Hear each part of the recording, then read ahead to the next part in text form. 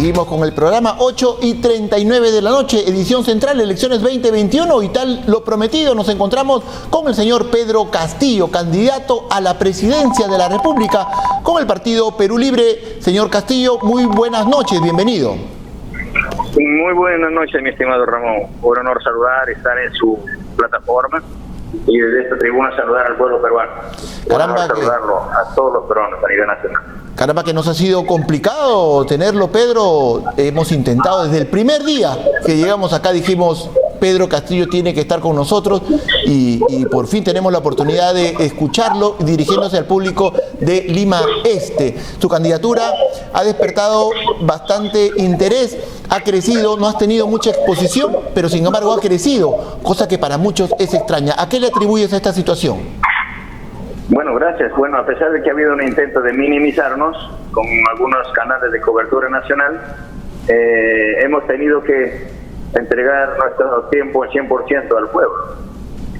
Y lo hemos asumido con responsabilidad, con sinceridad, y más que todo planteando al país lo que el mismo pueblo pues está clamando hace mucho tiempo, que es el cambio estructural, el cambio de la constitución política a través de una Asamblea Nacional Constituyente. Aquí nadie va a cambiar esa agenda, nadie te va a quebrar la mano, nadie va a cambiar un discurso, porque la realidad del pueblo peruano es única. Se necesita recuperar los recursos estratégicos del Perú para darle a todos los peruanos, nacionalizar el gas de Camisea para las familias del Perú. Se necesita que en la próxima constitución la educación y la salud dejen de ser un servicio, sino se conviertan en derechos constitucionales del pueblo peruano.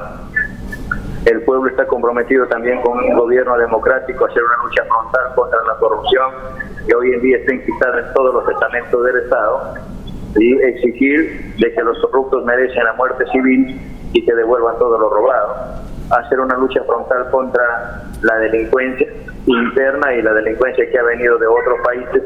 Cuando se ha abierto a diestra y siniestra la frontera del Perú, vamos a dar una tregua de 72 horas a las personas que han venido de otros lugares a faltar respeto a la familia peruana.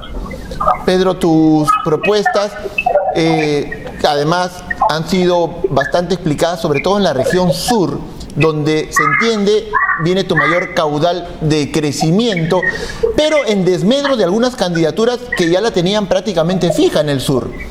Hablamos de la señora Verónica Mendoza, del señor Johnny Lescano. ¿Sientes que el mensaje que tú le das a esta población satisface mejor de pronto que esas otras que he mencionado, pero que van en la misma línea, digamos, de la izquierda, pero el tuyo de pronto es la izquierda, no sé si llamarlo más extrema, más sólida, puesto que ahora se habla de que la señora Mendoza se está corriendo para el centro? ¿Cómo lo percibes tú? Bueno, nosotros no podemos cambiar de lenguaje. La necesidad y el pueblo sigue siendo la misma. Y las necesidades están ahí. El clamor del pueblo sigue latente. Y no podemos nosotros cambiar de plan. El plan de gobierno tiene que ser distinto a la realidad cuando tienes una familia que en plena pandemia está clamando a gritos que le salves la vida, que le garantices una vacuna, que se reaperture, por ejemplo, la actividad económica, y no hay un Estado que escuche. Si bien es cierto, hay candidatos que dicen que van a cambiar la Constitución, pero debería gestarse este cambio de la Constitución desde el mismo seno del pueblo, empezando por sus propias luchas. Nosotros hemos aprendido y sentimos junto al pueblo y hemos conducido luchas juntamente con el pueblo, de decir que no hay otra alternativa en el Perú si no se cambia la Constitución, y que la próxima Constitución sea fruto y sea producto del esfuerzo y el trabajo del mismo pueblo. Pero sin embargo la señora Verónica Mendoza, que también propone cambiar la Constitución, habló en algún momento de algunas posibles alianzas y mencionó a Perú Libre. ¿Ha tenido algún acercamiento contigo, con tu partido?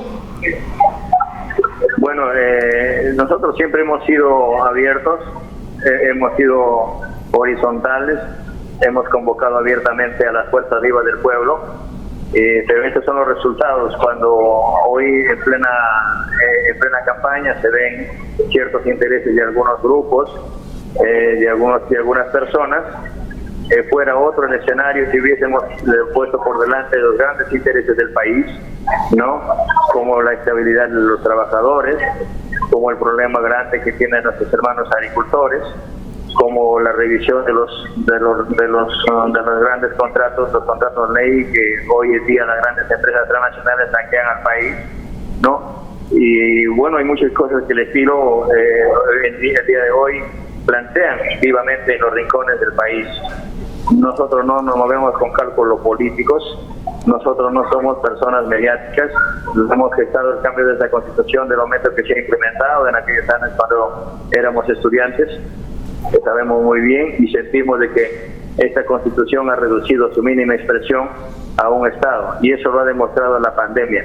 Mientras la gente clamaba salvarse la vida, mientras la gente se admiraba y gritaba porque resultó demasiado elevado el costo de una mascarilla, de un balón de oxígeno, de una pastilla, no aparecía el gobierno, no aparecía el Estado, ni siquiera aparecían el resto de candidatos.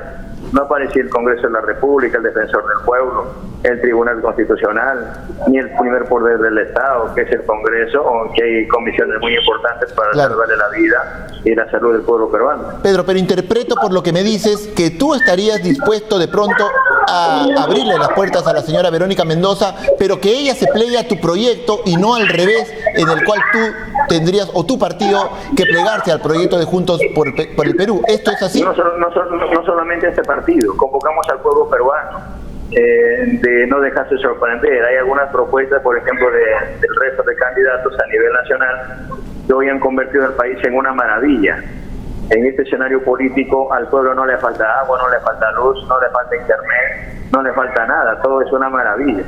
Pasa este escenario y volvemos a la triste historia cómo hemos sido, cómo estamos viviendo. Entonces la unidad es con el pueblo, la alianza tenemos que hacerlo con el pueblo.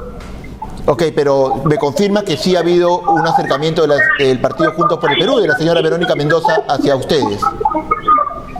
Bueno, ha habido siempre convocatorias antes de que se lleguen las elecciones, ¿no? Había una convocatoria abierta con las fuerzas vivas, como no solamente de la izquierda, sino con otras organizaciones que están en el anonimato del país, dirigentes que son elegidas por sus bases, verdaderos dirigentes que tienen la legitimidad en sus áreas, en sus pueblos, en sus sectores, y bueno, al final se han sentido un poco incómodos porque en la práctica no se asume una responsabilidad en el marco de la unidad. Pedro, cambiando un poquito el tema y ya yendo al panorama actual, ¿cuál es tu opinión sobre el gobierno de transición del señor Sagasti? Él ha dicho el día de hoy, escucho mucha bulla, él ha dicho el día de hoy que en general el gobierno de transición y emergencia está demostrando que es posible gobernar bien en democracia, dialogando y sin imposiciones, ha dicho el señor Francisco Sagasti, refiriéndose a su propio gobierno de transición. ¿Cuál es tu opinión? Yo creo que es lo mismo.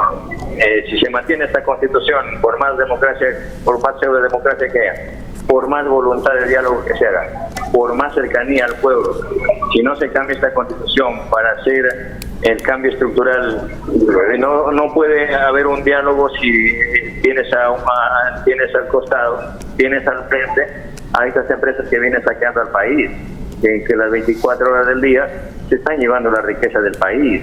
Se ha entregado el gas de camisea a otro país, se ha entregado el litio, se ha entregado el oro, se ha entregado la soberanía, se ha entregado las 200 millas, se ha privatizado todo. Si no se empieza por ahí a recuperar lo nuestro, ¿de qué democracia, de qué gobierno, de qué democracia o en todo caso de qué responsabilidad gubernamental hablamos, ¿no? Pedro, sus propuestas, que además tienen mucho que ver con el sentido clásico de lo que es la izquierda, tal vez se contrastan con lo que propone el señor Rafael López Aliaga, pero en el otro extremo. ¿Te hubiera gustado debatir con él, tal vez tener esa oportunidad de debatir cara a cara con él en el debate organizado por el Jurado Nacional de Elecciones? Nosotros estamos llanos a debatir no solamente con las personas que lideran algún partido, sino con el pueblo, con las personas que asumen grandes responsabilidades, que están allá clamando justicia.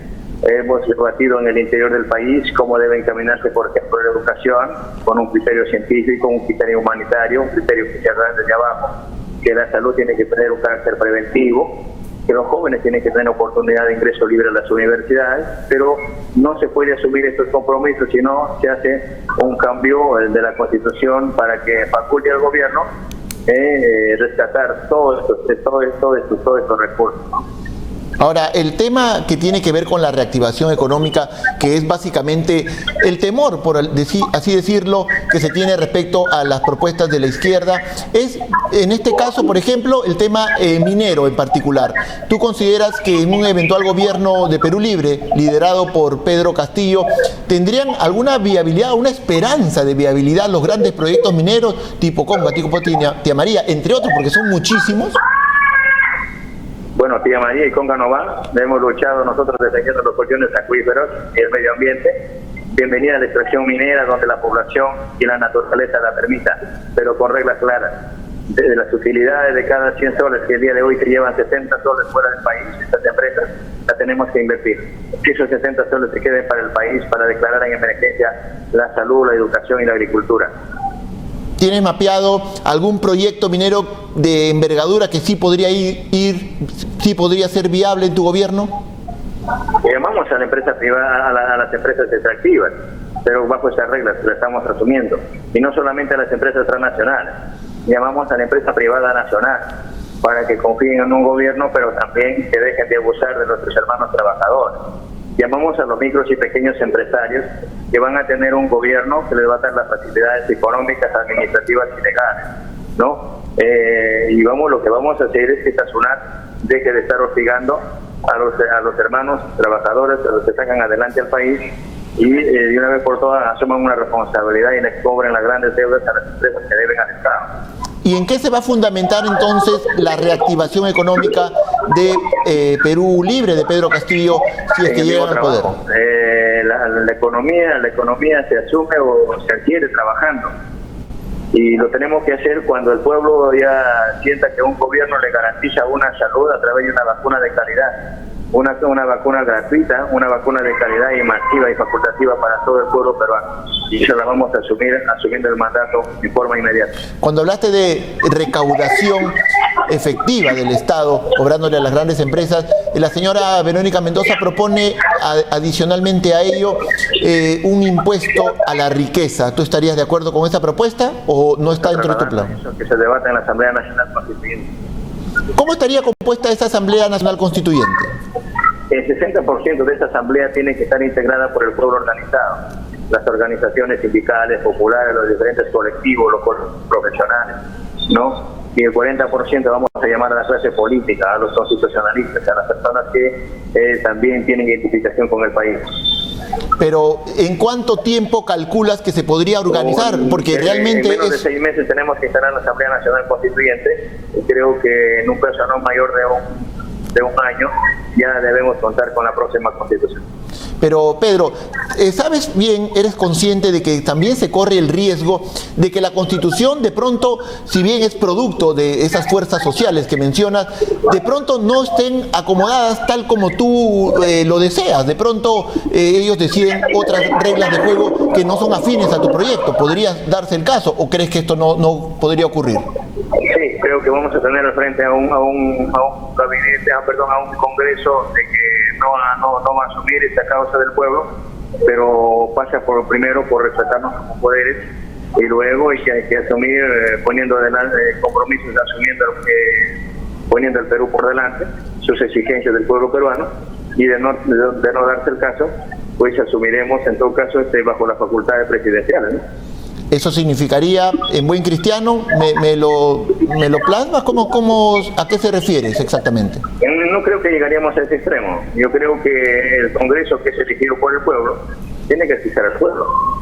Si el gobierno es un gobierno que asume la responsabilidad en el caso de que está convocando en una campaña política a cambiar la Constitución, no podemos traicionar al pueblo y seguir bajo esta Constitución que ha reducido todos los derechos constitucionales.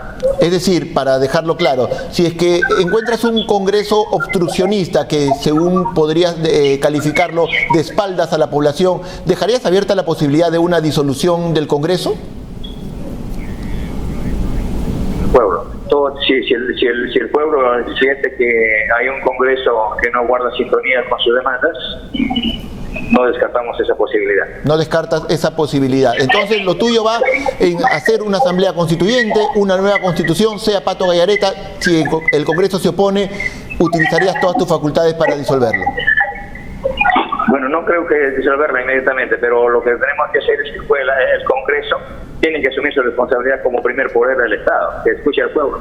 Para eso es un parlamento que se debata los grandes problemas del país, porque hoy en día este Congreso se ha visto obligado a agendar lo que la calle dice. Y desgraciadamente, a pesar de que la calle dice, el Congreso ha aprobado normas por insistencia, le ha entregado al Ejecutivo, el Ejecutivo revisa y dice choca con mis intereses, consulta con su Ministerio de Economía y le importa un pepino las demandas del pueblo y al final solicita una demanda de inconstitucionalidad y se archivan en este tribunal que es totalmente, aparte de ser ilegítimo, actúa de espaldas al pueblo y cautelan a esta constitución que se ha hecho bajo un régimen dictatorial y producto de un golpe de Estado. En este caso, por ejemplo, ¿te refieres puntualmente o dentro de ello está lo último que ha aprobado el Congreso respecto a las AFP, el retiro de un porcentaje elevado de los fondos? Gracias, no solamente de la AFP, de la demanda de los maestros, de los médicos que ya se encuentran en plena pandemia, todos los sectores populares que han salido a las calles, de los trabajadores agroexportadores, de todo. Entonces, ¿dónde está el Estado? ¿Dónde está el primer poder del Estado? Mi hermano, muchas gracias. Estamos en carretera, hemos hecho un alto y bueno, nos espera una larga ruta. Mañana estamos en otro pueblo del país. Muchas gracias, Pedro Castillo. Fue candidato, Pedro Castillo, candidato a la presidencia de la República con el Partido Perú Libre. Ya nos había anticipado que la entrevista iba a ser breve, está en la carretera, está yéndose a continuar con su campaña proselitista. Bueno, ya lo hemos escuchado, le habíamos insistido en otras ocasiones y lo pudimos tener el día de hoy, aunque sea unos breves minutos. Vamos a ir a una brevísima pausa comercial, no me demoro nada, y volvemos con más de Edición Central, Elecciones 2021.